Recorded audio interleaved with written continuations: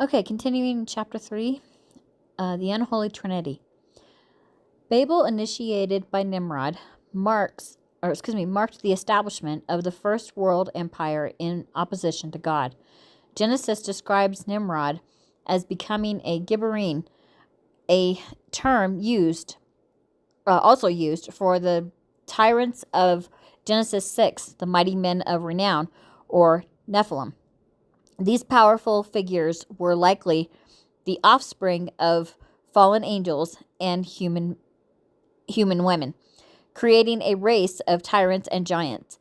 This pre-flood phenomenon of angelic human intermarriage echoes through various ancient civilizations. After the flood, these beings were celebrated and worshipped in empires featuring mystery religions and their priesthoods, such as Egypt, Persia, Greece, India, and the Greco-Roman world. This worship was formalized at Babel, and its influence can be seen even in the architectural and mathematical patterns of ancient cultures like India.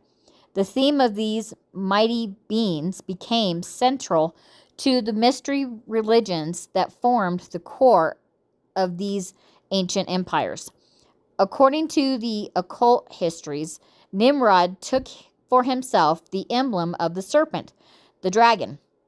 Nimrod's wife is a significant figure, and she represents the spiritual principle operating Mystery Babylon, which we will see finds an outlet in Jezebel. Semiramis is said to be the architect of the religion at Babel. Semiramis, who was a prostitute herself, is said to have initiated the practice of temple prostitution, which involved intercourse with the relations with demons, involved intercourse with the relations with demons. This abominable practice marked the origin of temple prostitutes.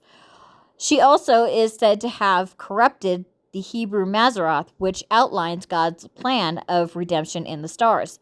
This was the beginning of astrology, numerology, and divination, which is an attempt to gain insight into God's plan and people's destinies apart from God himself.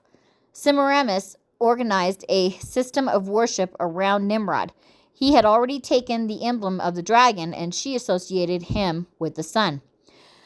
After the death of Nimrod, Semiramis apparently conceived an illegitimate son.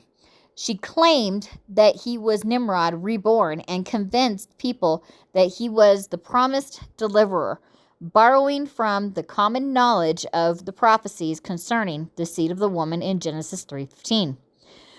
Tammuz was presented as the Messiah, the embodiment of God at the center of center of the first world empire and its religion, while Nimrod was presented as the sun.